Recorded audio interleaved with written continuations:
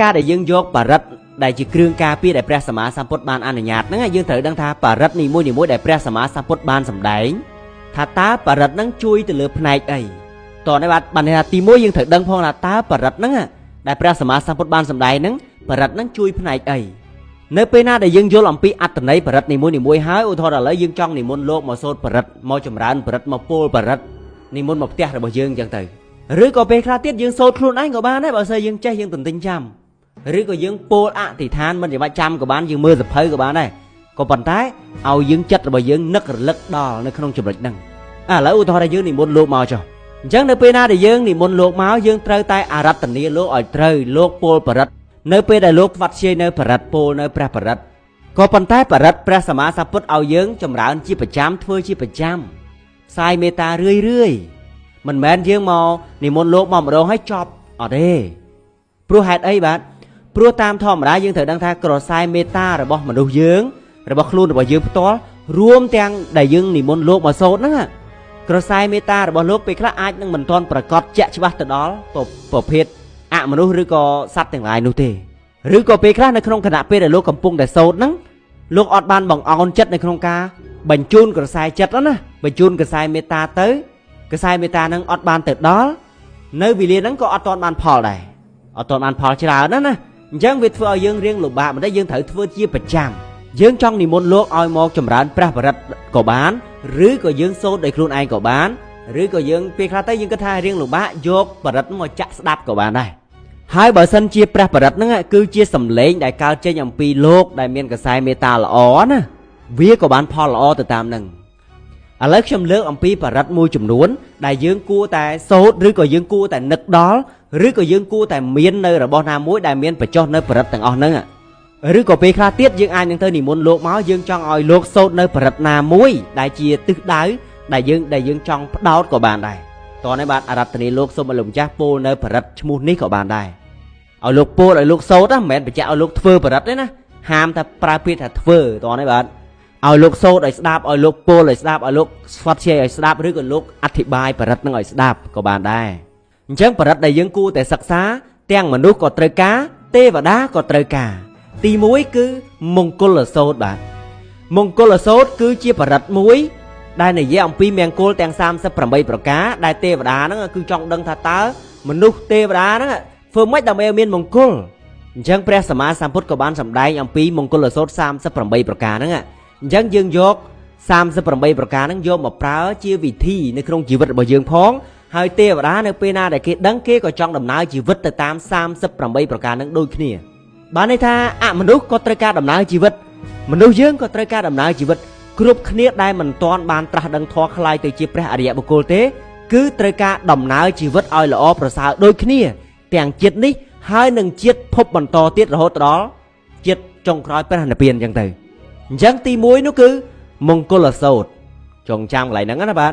គឺជាការដោះស្រាយប្រស្នារបស់ទេវតាធ្វើយ៉ាងណាដើម្បីឲ្យជីវិតរបស់យើងនឹងមានមង្គលទី2ធម្មចក្រកប្បវត្តនសូត្រ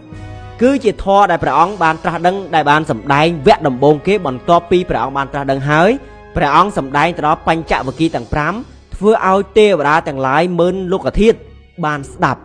បានន័យថាពេលដែលព្រះអង្គសម្ដែងធម៌លើកទី1ហ្នឹងមនុស្សមានតែ5នាក់ទេប៉ុន្តែទេវតាសែនកោតចក្រវាលអញ្ចឹងគឺជាធម៌ដំបូងដែលព្រះអង្គបានត្រាស់ដឹងឡើងនៅក្នុងលោកព្រះអង្គបានសម្ដែងហើយមានទេវតាអមនុស្សខ្លះនៅពេលណាដែលស្ដាប់ធម៌ទី1នឹងហើយគឺអាចសម្រេចធម៌តែម្ដងបានត្រាស់ដឹងតែម្ដងក៏ប៉ុន្តែសម្រាប់ទេវតាខ្លះអមនុស្សខ្លះអត់ទាន់មានសទ្ធាណាអញ្ចឹងត្រូវសិក្សាពីមង្គលសូត្រដំណើរជីវិតបន្តសិនដូច្នេះហើយសរុបទៅថាទី1មង្គលសូត្រទី2ធម្មចក្រកប្បវត្តនសូត្រនឹងសូត្រមួយណាមុនក៏បានដែរប៉ុន្តែការដែលខ្ញុំអធិប្បាយថាយកមង្គលសូត្រទី1ហ្នឹងគឺឲ្យយល់អំពីដំណើរជីវិតសិននៅពេលដែលខ្លួននឹងមានដំណើរជីវិតយល់ហើយមានសទ្ធាចាប់ដើមស្ដាប់ធម៌ក្នុងការរកផ្លូវត្រាស់ដឹងហ្នឹងមែនអត់អញ្ចឹងគឺ2ចំណុចហើយទី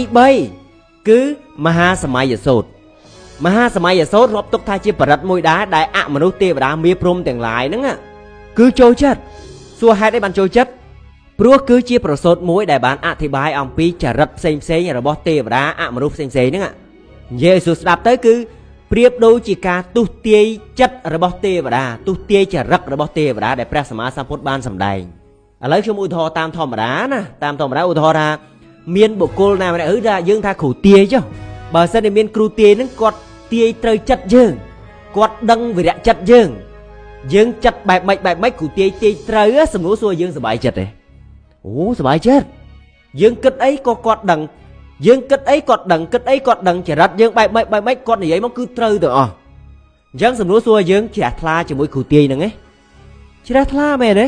យើងពេញចិត្តហ្នឹងមនុស្សជាច្រើនដែលអស់លុយដោយសារគ្រូទាយទាយត្រូវនៅអ្វីដែលខ្លួនហ្នឹង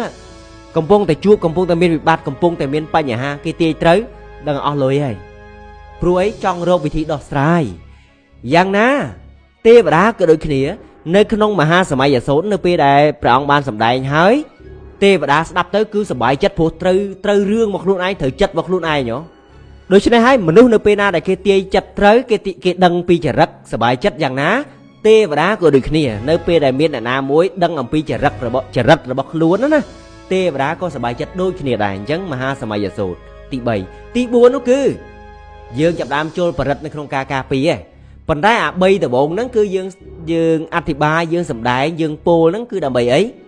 ដើម្បីឲ្យគេយល់អំពីផ្លូវនៅពេលណាដែលគេយល់គេសប្បាយចិត្តនៅពេលណាដែលយើងមានរបស់ហ្នឹងឲ្យគេដឹងឬក៏យើងមានធម៌ហ្នឹងចាក់ឲ្យគេស្ដាប់ទៅគេយល់គេរំភើបដោយសារយើងហ្នឹងបានឲ្យគេដឹងតោះនេះបាទទី4ទើបយើងចូលនៅព្រះបរិត្តការពារដែលជាសច្ចបារមីបណ្ដេញអមនុស្សមួយចំនួនដែលមិនល្អអមនុស្សមួយចំនួនដែលជាអមនុស្សមករារាំងមកធ្វើបាបយើងធ្វើឲ្យយើងរងនៅទុក្ខលំបាក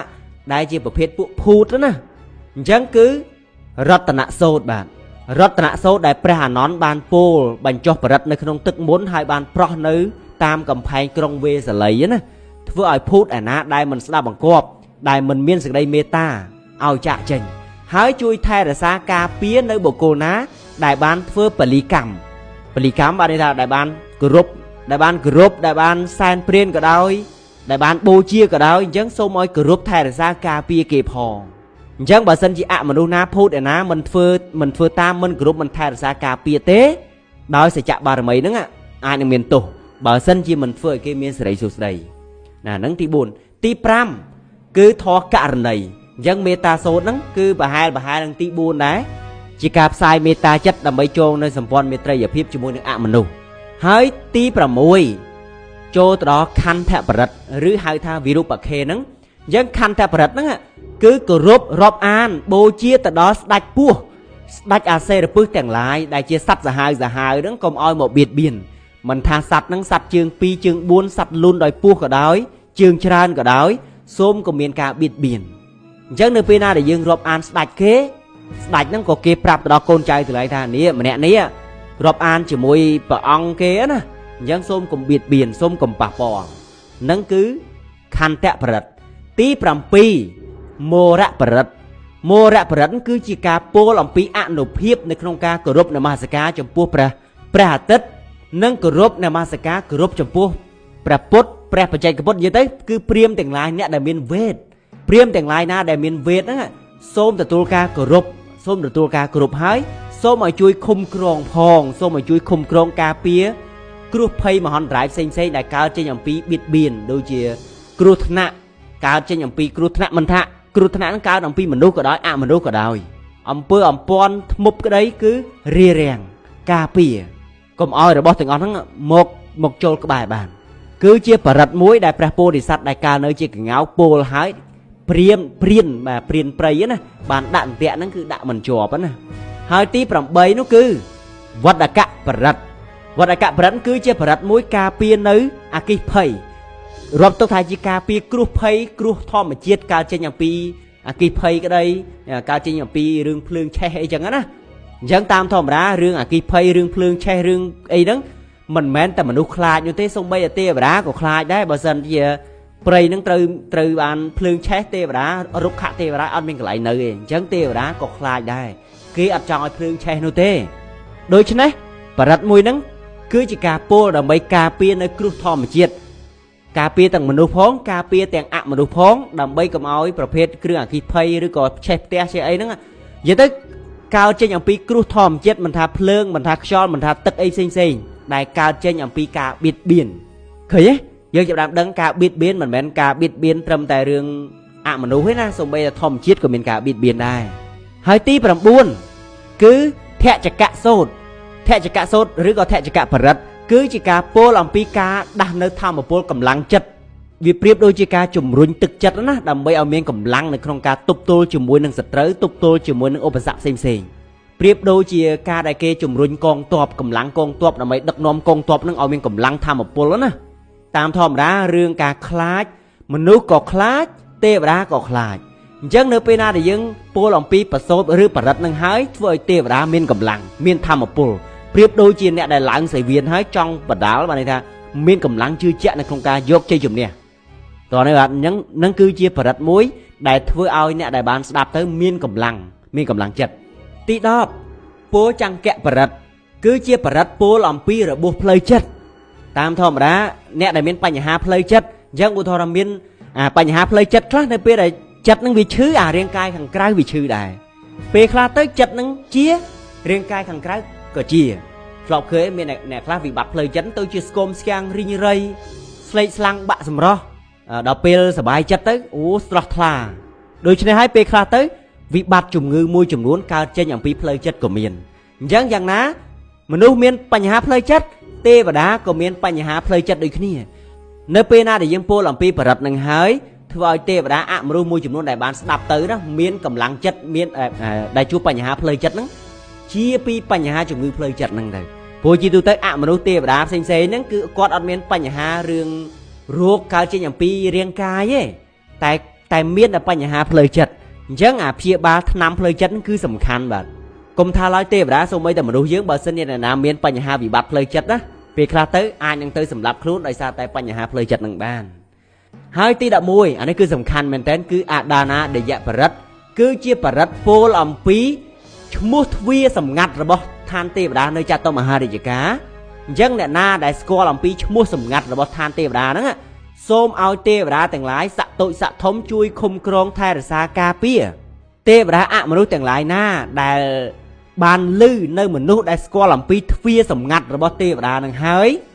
សូមកុំធ្វើបាបសូមកុំបៀតបៀនសូមឲ្យទេវតាទាំងឡាយនោះមានការថែរក្សាការពារជួយឃុំគ្រង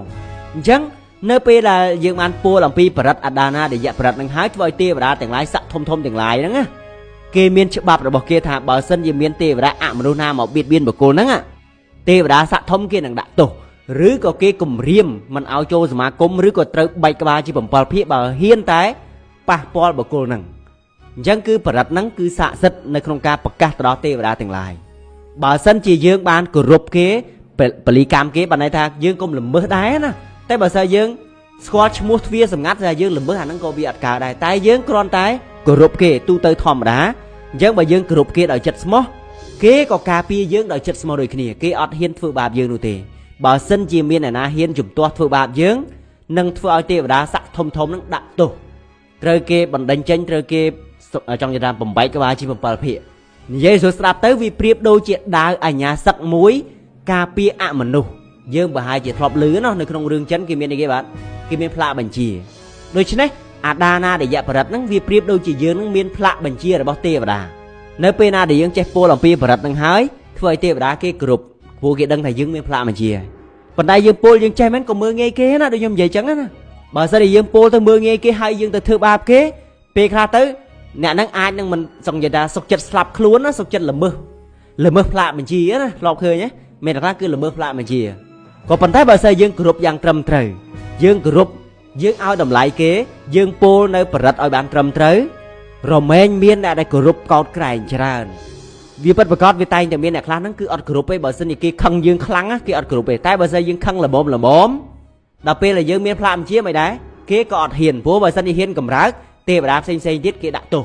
អញ្ចឹងគឺអត់ហ៊ាននោះទេអញ្ចឹងអ្នកណាដែលមានផ្លាកបញ្ជាគឺមានសិទ្ធិនៅក្នុងការបញ្ជាឲ្យគេគោរពមែនទេហើយបញ្ជាឲ្យគេចាត់ចែងធ្វើអ្វីបានដូច្នេះសរុប11បរិត្តដែលសំខាន់បំផុតនៅក្នុងការគ្រប់គ្រងការពារសឹងតែគ្រប់វងចរក៏ប៉ុន្តែមានបរិត្ត3ទៀតយើងចង់បន្ថែមក៏បានប្រើក៏បានមិនប្រើក៏បានប៉ុន្តែវានៅក្នុងអត្តន័យតែមួយមានសច្ចៈបារមីនៅក្នុងហ្នឹងឯងទី1នោះគឺសច្ចៈបារមីរបស់ព្រះអង្គលីមីលដែលជួយទៅលើស្ត្រីមានផ្ទៃពោះហើយសម្រាប់កូនស្រួលណាហើយទី2នោះគឺប្រាអនុភាពពុទ្ធគុណធម្មគុណសង្ឃគុណ រៀបរៀងគ្រោះភ័យកើតអំពីហេតុមិនល្អដូចជាសុបិនមិនល្អសម្លេងមិនល្អដែលហៅថាភយៈបរិត្តហើយយើងប្រហែលជាធ្លាប់ឮលោកសូត្រខ្លះដូចជាច័ន្ទទុននិមិត្តតាំងអាបមែងកលែងយយោណាអញ្ចឹងទៅផ្ទៀងមើលតាមហ្នឹងទៅអាហ្នឹងគឺជាការប្រាអនុភាពរបស់ពុទ្ធគុណហើយទី3មួយទៀតបានថាបន្ថែមណាបន្ថែម3ពីលើហ្នឹងអា11ដំបូងយើងត្រូវធ្វើឯងប៉ុន្តែ3ក្រោយនេះចង់ថែមក៏បានមិនថែមក៏បានដែរ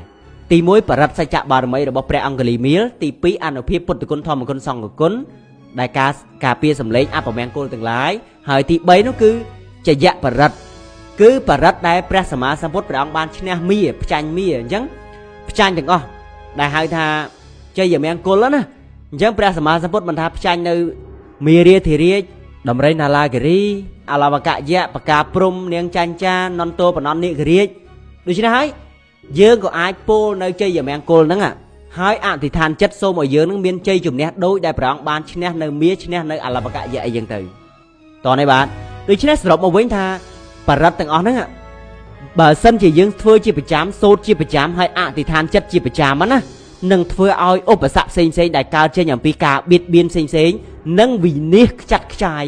គ្មានសល់វិបត្តិផ្សេងគ្រោះផ្សេងដែលកើតមកនៅក្នុងជីវិតរបស់យើងកើតចេញអំពីការចងពៀការរារាំងការបៀតបៀននោះនឹងវិនិច្ឆ័យខ្ចាយទៅដូច្នេះសរុបមកវិញថាបើសិនជាយើងសូត្រនៅបរិត្តទាំងអស់ហ្នឹងប្រហែលជា14ប្រសូតហ្នឹង14បរិត្តហ្នឹងបើប្រើពេលវេលាប្រហែលជា5ទៅ6ម៉ោងឬក៏លើសនឹងទៀតទៅតាមអ្នកខ្លះសូត្រលឿនឬយឺតណា